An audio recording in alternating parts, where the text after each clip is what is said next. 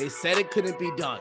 No team can come back from a 0-3 series deficit, at least not in the NBA. 0-150 all time in the National Basketball Association. But now the Boston Celtics are only 2 games away from making that happen. And they do get at least 1 game back on their home court if they're able to win game number 6. We'll talk about game number 6 in just a moment, but welcome back into Inside the Green Room with Danny Green. I'm Harrison Sanford. Let's talk about what happened in game number 5, Danny. A 110-97 W for the Boston Celtics.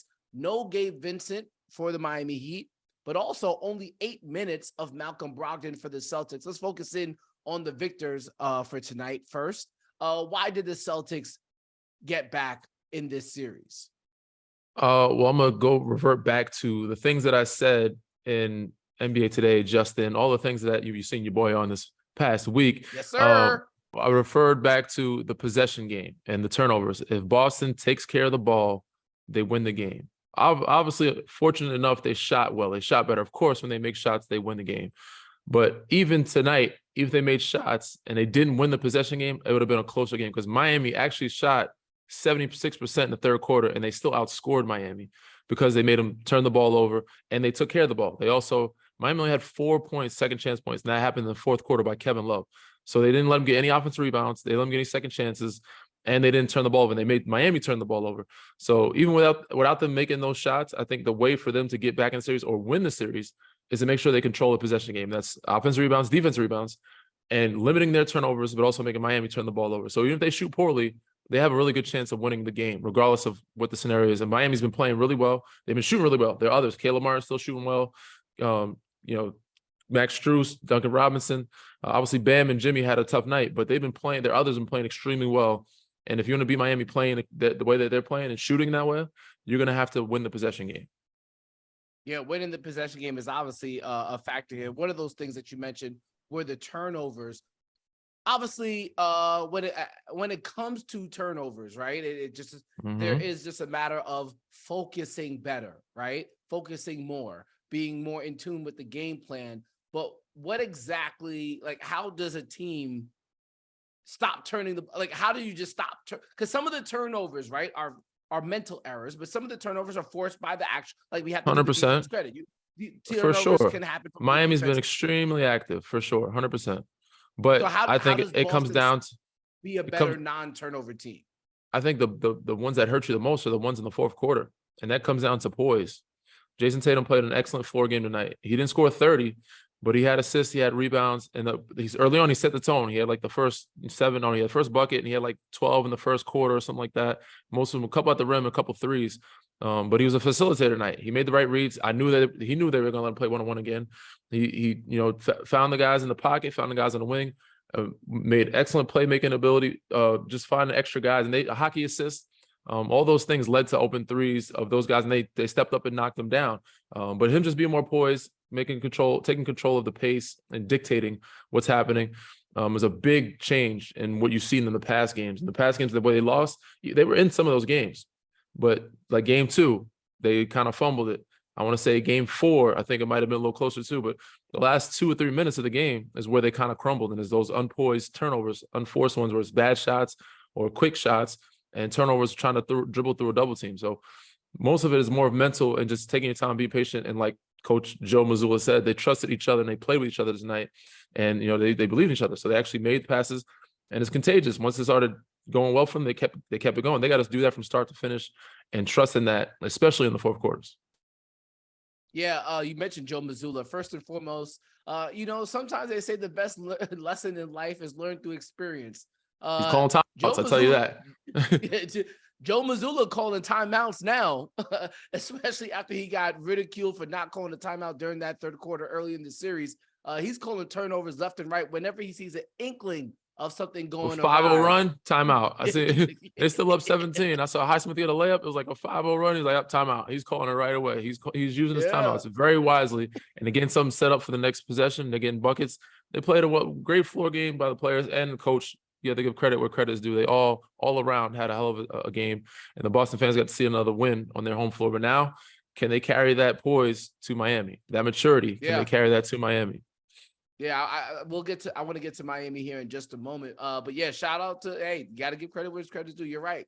And one of the things that Joe Mazzulla wanted, and he's wanted from this team all the time, is he wants them to get the 3-point volume up. And Mhm. game number 1, they were 10 of 29 from the 3-point line, and he wants them to get up like 40. Yeah, they average about Ever 40.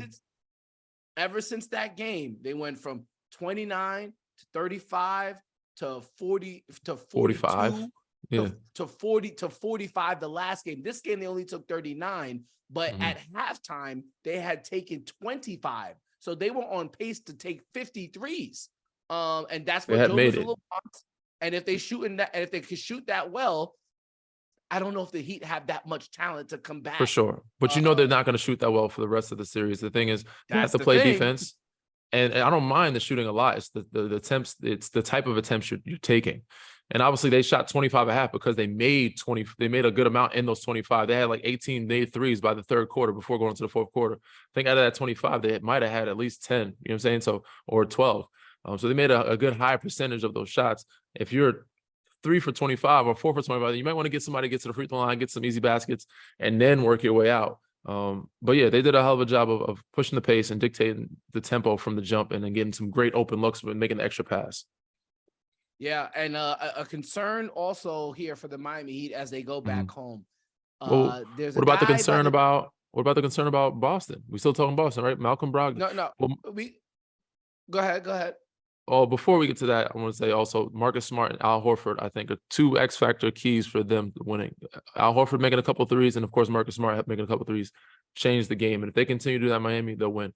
But I think it's a concern for Boston more so than Miami. Before we get to Miami, of Malcolm Brogdon only playing 8 minutes in this game and having a forearm, some type of injury is obviously more serious than what they're saying or what we know.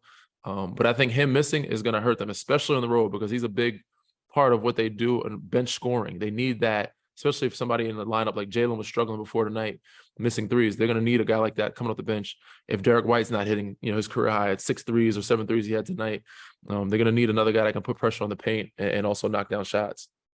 Yeah, I believe Derek White was 6 of 8 from 3 in game number 5. Yeah, you mentioned it. That's what I was going to get to. Jaylen Brown was not good to his standard in this series so far, averaging under 17 points. He was shooting 45% from the free throw line. He's still shooting 45% from the free throw line because he didn't take any free throws in game number 5. Going on the road, I think they're definitely going to need him to be like he was tonight, if not better, because whatever the name of the arena is in Miami now, that's going to be live, and the Heat are going to absolutely going to play like their back is against the wall, because who in the world would want to go back to Boston for game 7? That does not seem comfortable. But let's talk about the Miami Heat. No Gabe Vincent in game number 5. Subpar performances from Jimmy Butler and Bam Adebayo. Kyle Lowry, who had a great game number 1, has not really played to that level since then. The Miami Heat are actually 7-0 this postseason when he scores over 10 points. He hasn't scored 10 points since game number 1. How did the Miami Heat get right back at home? I mean, they need Gabe Vincent. You can't. They're already down Tyler Hero, and I think the reason why you say Kalo is struggling, Kyle struggles. I think rhythm was thrown off. You go from coming off the bench and giving a spark to now he's starting and he's having the ball. Like I said, he made a point to say earlier when he's talking to Shaq, Kenny, Chuck, and Ernie. Like when I come with the second unit, I'm able to have the ball in my hands more, and I'm able to make plays. And I wouldn't say less expected, but he's also going against the second unit guys. Not saying he can't go against first unit guys, but when you're so used to coming on the bench, since he's been back from injury, he's been coming off the bench and been that spark to throw in a starting lineup. And of course, Jimmy and Bam are handling the ball a lot more. When he comes in the second unit, one of those guys off the floor, whatever, they can mix it up. But with Gabe being out, it kind of throws off the rhythm of the whole team. And also he's been scoring unbelievable, shooting 58% from the field, 50% from 3, averaging 18 points a game in the series. You take that away from you, that hurts a lot of your offense, especially with no Tyler Hero. So they got to get him healthy. They got him back, but they got to get back to what they were doing. That's just playing, Miami basketball, pushing the pace, scrambling, getting active defensively, second chance points, getting offensive rebounds. You can't let Kevin Love be the only person getting your second chance points in the fourth quarter. You have 2 putback layups. You have that Bam on the boards. He's got to play better. Jimmy's got to play better. And, Caleb Martin's continue what he's doing, Duncan Robinson, Max Strus, and hopefully have a healthy Gabe Vincent. If you don't have a healthy Gabe Vincent, it's going to be trouble. Okay, so let's say Gabe Vincent comes back. Let's just say they get more offensive rebounds, but I want to focus in specifically on what you said just right there. Jimmy Butler has to play better. Bam Adebayo has to play better. How? Well, they just got to bring that fire How and do they force do it. it? I mean, it's just like Jimmy was on cruise control tonight. You know, you can see he was looking. It looked like he was in regular season mode, Jimmy, and I expect him to have a different type of passion in this game 6 coming up. And that's just really his game. It's not like he has to, nothing rocket science, he need to figure it out. I just think that they both, Bam missed some shots, of course. Jimmy didn't take a bunch of jumpers or 3-pointers. He missed a couple shots. He got a shot blocked one time. But they have to get the 50-50 balls. They have to get on the ground and get loose, get themselves energized into the game. I don't know if Jimmy has to talk shit to somebody or somebody talk shit to him to get him awake. But whatever it is, he has to come out being playoff Jimmy and not regular season Jimmy. And tonight it looked like he was cruising a little bit. And, you know, a lot of his game is just built off his want, you know, his desire, his will. And if he doesn't bring that for them night in, night out, it's going to be tough for them. So he has to bring that willpower. And Bam, I expect him to shoot better than he did tonight. So I'm not worried about them. But even with those guys being healthy and playing better, they better hope that Gabe Vincent is there. That's all I'm saying. Yeah, no, I mean, obviously they're a depleted roster for sure. So you need your stars playing well. And according to you, and, you know, that makes a lot of sense to me, there did not seem to be a lot of force with Jimmy Butler tonight with how he was playing. Now, could that be him? Could that be what the Boston Celtics defense was doing to him? You know, a little bit both. That's up for. And maybe he's worn down. They had to fight from a play-in position to beating the number 1 seed in the East and beating the Knicks, and now going up 3 games. And maybe that mental part of the game, they made them relax a little bit too much to where he's like, damn, you know, my body needs a break, my mind needs a break. They've worked their ass off and struggled to get to where they are at this point. And maybe he's just worn down and tired, had a hurt ankle, but you know, we need him to turn it up a notch if they want to advance to the next round. I know Denver's happy right now. They're getting some really good rest, but they better get right. Yeah, for sure. Jimmy Butler and the Miami Heat, game 6 back in Boston should absolutely be a spectacle. And thankfully, you know, I'm not a Celtics fan. It's back in Miami. Game 6 is back in Miami. Yeah, back in Miami. We have more basketball. And for that, I am truly happy. We might not have no more LeBron James, apparently, though. I don't know what's going on. Welcome back to Inside the Green Room. Danny Green, Harrison Sanford. If you don't follow us on social media, go ahead and follow us on Instagram, Inside Green Room, sure. Twitter, Green Room Inside. There's a TikTok as well. You know, we'll put that in our podcast description. I don't have TikTok. I'm trying to avoid it, but there's certain things you can't avoid. Me either. As you get older. And even though I'm trying to fade some of this social media stuff, Danny, I gotta embrace it, as I am embracing how the world is evolving. And somebody who is embracing getting older as well is LeBron James, who, after getting swept by the Denver Nuggets, kind of leaked some thoughts about potential retirement. He's going to think about it. He has some. Did they even ask him the question? He kind of was posed the question. It wasn't, I don't think it was a direct question, but it made sense how he got there. Nonetheless, we can go into a whole autopsy of how that even came about. But nonetheless, the point is LeBron James at least has stated that he's not 100% sure that he's coming back next season, at least not coming back on time to start the season. You've played with him twice. You've had numerous teammates who you've seen retire. You've been, I don't know if you've been swept before, but you've lost playoff series. I have not, thankfully. There you go. Knock on wood. I just knocked on some wood. Pause. With that being said, what is your reaction to what LeBron said in that moment and how you think it plays out? All right, get your ears. We had a nice little, many different angles, many different ways to perceive this. So, get ready to listen. And it's a deep dive into all the things that can take place. And obviously, LeBron is a very calculated human being. One way to look at it is that he wanted to take the tension off of him and his team being swept, which may or may not, in some people's minds, hurts his legacy. In my mind, I don't think he's that big of an ego guy. Maybe it takes a little tension off the sweep. I don't think he was trying to make it about him, nor I don't think he was trying to take away the attention from Denver, which they damn well deserve, of sweeping that team, because Lakers were a hell of a team this year after the trade deadline and was balling. So to sweep that team, you got to give them a lot of credit. And I do think they have a very good chance when they get to the finals of winning that as well, getting their first ring. Another way of looking at it is he's trying to preserve himself. So the other angle that I said, I talked on a couple of shows. You seen your boy on Justin on NBA Today, a couple of different appearances. I spoke about him really wanting to play with Bronny, right? And I think the only way he gets there, there's no way that I think he can play the year that he had this year, play another year, and then play with Bronny the year after that.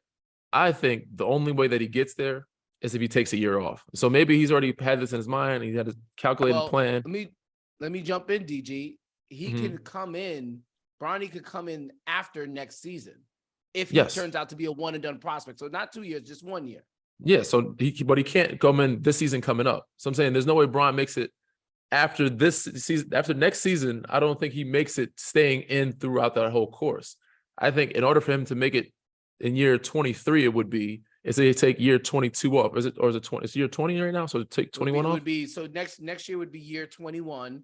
And then you'd have to take 22. So he'd have to miss 21. Bronny could be in the league. Yes. Yeah. So he'd have to miss year 21 to make it to year 22. So that's the only other angle that I see that, how his mind may work. He is very calculated. So I could see him saying, you know what, I really want to play with Bronny, but the only way I do this, knowing I gave it all this year and my body is breaking down, I don't think we have a chance of winning a championship. I think this is my last year of trying to do it. We can't keep everybody that we want to. We can't bring that same team. I don't know what pieces we're bringing in.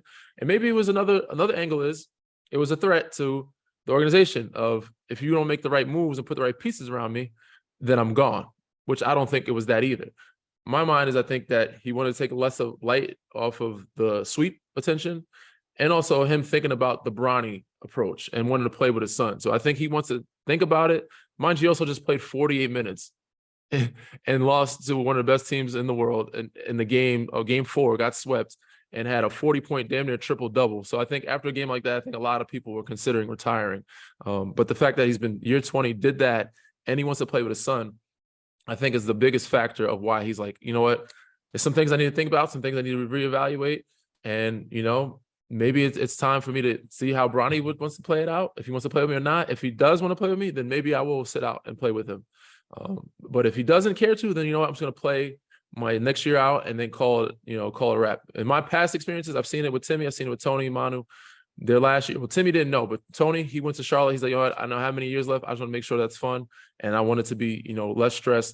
He obviously wanted to win, but he was like, I just want to relax, just have a good season to myself, my family, and let it be known that this is my last go round. I think Bron would do something similar. If he was to leave, I couldn't see him just leaving abruptly, but you never know. But me knowing him personally, I think it was a calculated move for him to think about Bronny and also to, set up the next year of him being his final year and let people know this is my farewell tour. Yeah, well, I disagree. And obviously I don't know Bron like that, but I disagree. Mm-hmm. I think LeBron, well, so first of all, the All-Star game is in LA in 2025, right? Okay. So I think he wants to be a Laker for that season. I think how it plays out. This is how I think it plays out. It was revealed by Shams Charania that he has a torn tendon in his foot. I believe what will happen is that he will get the surgery that he might need, and he will take as long as it needs to heal. He's not going to rush back for training camp and things of that nature. Well, I wouldn't be surprised if he doesn't join the team until maybe December-ish, as opposed to being there in October and then moving on from there. So he doesn't have to play. He's not even expected to play 82 games. He probably won't even be expected to play 60. I think the other angle is, if you say this now, it will put pressure on the front office to try and make things happen while still preserving the depth. That was the big issue. You trade for Russell Westbrook, but you lost your depth. You got to get, if you can get the third star and still keep depth. If I'm LeBron James and I'm one of the best basketball players in the world presently, I can't turn down that opportunity to play for the Lakers, to play with Anthony Davis and potentially another star and still have depth after how they played this year. I think it's all just a lot of force to make things kind of move in the way that he wants things to move. And obviously it is a factor. Like he's got to have to get surgery on his foot. Why would you want to get surgery on your foot? I don't disagree. I think that's a good part of it. I don't think it's the main reason, but I think that is a good part of it. Also, I couldn't see him just sitting out till December, man. His legacy to him, I won't say it's too important, but he loves to compete. I can't see him on the sideline comfortable, especially if he's healthy and if he's all healed up. I don't know how long a foot surgery will take. Also, Well, that's the that's thing. sitting out that long. He made All NBA team this year, right? This would be one of the first years he doesn't make No, an he All didn't. NBA team. He didn't. He did not. Oh, I No, thought he actually, did. sorry, my bad. My bad. I think he made 13. My bad. He made 13. Yeah, I think he did. So this is one of the very few. I don't think he's ever not made. When was the last time he not made it all? I think he's made All NBA team damn near every year, except for what 1 year he was hurt most of the year. Yeah, well, I'm next not year saying they're it's gonna have important. that game requirement. Yeah, 65 games. Not saying he's going to make that, but I'm sure if he's healthy, he'll play 65 games with less stress of depending on who's around him and not worrying about so much about he did the playoffs, made Western Conference Finals. I think he's just the next goal for him is trying to get to Bronny, honestly. Yeah, for sure. And I will be curious to see what Bronny wants from that. I mean, that's a whole podcast in itself. What does For sure. Bronny want from his relationship with his dad? Like, what if his dad says, "This is my farewell tour, and I'm doing it with my son"? I kind of want my own spotlight too. I don't I want to want be my in own like introduction. retirement Yeah. tour. Yeah. I don't want to be on a retirement tour with my dad. Maybe my dad could be in the league, but I want my dad to. I don't want to be at every single road stop with him while he's doing his road. I'm my Maybe he own doesn't want man to at play with this his dad. point. Yeah, maybe he doesn't want to play with Maybe his he dad. doesn't. You don't know. Yeah, and But I there's think nothing Bron wrong with does that. care about, I wouldn't say he does care, but I think it is for him to continue the legacy, the accolades. So he's going to continue to play as many games and build up all the statistics at 39 years old and saying, nobody's ever going to do this because he has the greatest career in NBA history. That doesn't mean you're the greatest player in history, but yeah, I think he has the greatest career Yes, in NBA history. So I think he's going to continue that. And for him to continue that, he's going to have to play before December, I think. All right. We gotta go. Speaking of retirements, for those who are watching, and for those who are listening, I just put my three fingers to my forehead and shout out to Melo, one of the best scorers of all time. I hate to see him go. Man. I just hate that he went out like this. Real quick, we're kind of running over Yeah. on time. Your favorite Melo memory, or your favorite, or the most revealing thing that you saw on a scouting report when it was time to guard Melo. One of the two. Man, I'll give you all of them. Pause. I've always been a big Melo fan since the Syracuse days, and him winning a natty as a freshman. And I thought even his rookie year, he was very deserving of at least being co-rookie of the year, if not co-rookie of the year that year. And his Denver years was unbelievable. And obviously in New York, he hooped crazy. He had some at the end. New York fans are tough to play for, but he had 50-point games, 60-point games. But my favorite memories of Melo is when he was in Denver and in Syracuse. And I remember in the scouting report, I mean, I didn't guard him much, but it was really hard to guard him. And we got older. It was like, try to crowd him, try not to get his pull-up off.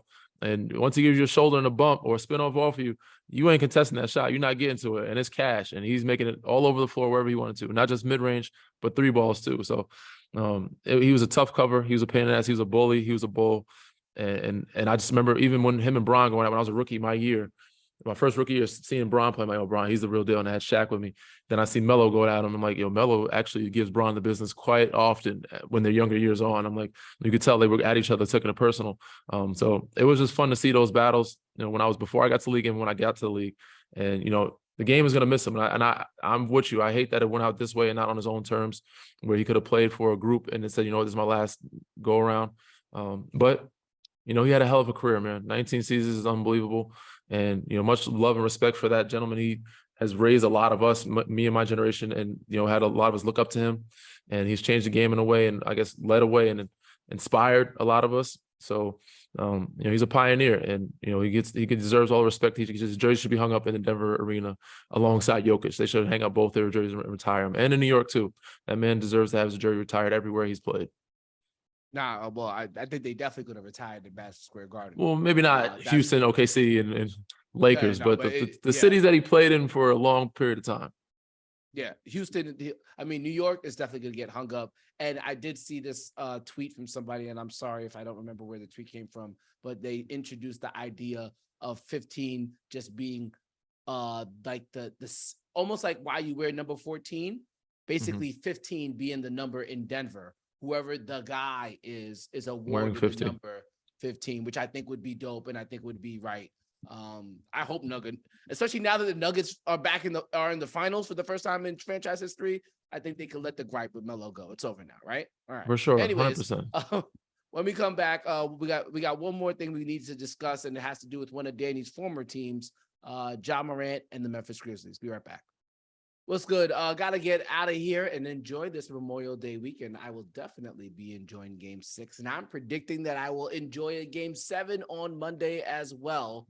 But before we even give our predictions for the weekend, we have to talk about the news that came in this week. Ja Morant did post some cryptic messages on his Instagram account, referencing his family members, his mom, his daughter, his father, and then it ended with the last one saying bye. Kind of unsettling for a lot of people who saw that, and there was a wealth of concern throughout the league and throughout the fan base, throughout his fan base, throughout the Grizzlies fan base, throughout the entire sports fan base. The Shelby County Police Department checked in on Ja Morant, as they reported to TMZ Sports, and they said they did a welfare check. The welfare check that they said at the conclusion of the welfare check, they concluded that everything was cool, all right with Ja, and that he was just stepping away from social media. Danny, we still haven't heard what the suspension will be from Adam Silver. I imagine it will definitely come out before July 1st, before the start of free agency, because the Grizzlies might have to act accordingly. But what was your reaction to that? And just what happens next? Not just the suspension itself, and we could talk about the suspension, but just how this whole thing progresses forward from where it is. It was concerning. A lot of people, not just in the basketball world or on the court, but in the media world, were asking me to reach out to him. Like, what's his number? Stephen A came to me like, can I get in touch with him, talk to him? Like, people were concerned, rightfully so. He's been going through a lot. I don't think he's a kid that would harm himself, but he has a lot of pressure on him. You could tell he carries the weight of everyone around him and wants to please his family and friends, and that can wear on you. So, I reached out to him a couple times. I know his phone has been blowing up. I don't know if he's changed his number or not. I have not heard back. I know he'll get back to me in due time. Usually he'll respond like some days later or so. But this recent thing that has come out, I have not heard back. I reached out. Everybody was concerned, but I said I think he's just taking a step away from social media. He probably changed his numbers, blocking out the world. And a lot of people trying to reach his father. A lot of people trying to reach anybody in his camp around him. And this is the time where I said he's trying to just give some space, peace of mind, and he knows that he's going through going to have a suspension, and he's let a lot of people down in his family and a lot of his teammates down. So rightfully so. I think he needs some time away. The next step forward, I think the Grizzlies organization and everybody around him, the support system, I think going to be more mindful of how much weight they put on him. Just the people, the Grizzlies are going to be make sure they have somebody to check in on him, somebody he can talk to, somebody he can vent to, and make sure that he has all the resources he needs to where the stress isn't so evident. Obviously it's concerned. He's very expressive. He's a very expressive type of person and player. He wears his heart on his sleeve, and the things that he's going through, you can tell he puts it out there on social media, on the court. He plays with a lot of emotion, and when things are going right or wrong, you can tell the way he acts and the things that he's been doing. It shows that he's going through a lot. So, with that being said, I think the next steps is his teammates, the groups around him, are going to come closer together and hopefully support him and give him what he needs. Hopefully the league gives him suspension, but not to a point where it breaks him. But rightfully so, it's a second-time offense, and whatever they give him, I think, unless it's like a whole season, I think it's pretty much deserved. I think it has to be less than half a season, in my opinion. But we'll see what happens. That the decisions are not in our hands or my hands. I'm not the one to make those. I don't have that say so. But I'm just hoping that it's less than 30 games, less than 40 games anyway. Yeah, I have no idea how it kind of plays out, but I do hope that whatever suspension is given, that time away from the game is used to benefit him and for those around him, and the time that he's taken away from the game now, or at least from social media, I hope that helps as well. Listen, I don't blame Ja for not being on social media, that's for sure. Obviously, social media has been a place where he's gotten in trouble, but also social media can be an a big resource. Place. It is. It could be, and it's also a big resource, and it's a financial resource for a lot of people. It's where a lot of his branding and his fans are, and his shoe dropped and he's still sold out. It was his newest sneaker that just dropped. So it's a gift and a curse. There's advantages, disadvantages. Just don't let it, like Kyrie had some statements, say don't let it, take over your life. Don't let it take over your mind. Keep it at bay and keep it where you need it, in that lane, to where it doesn't affect you and stress you.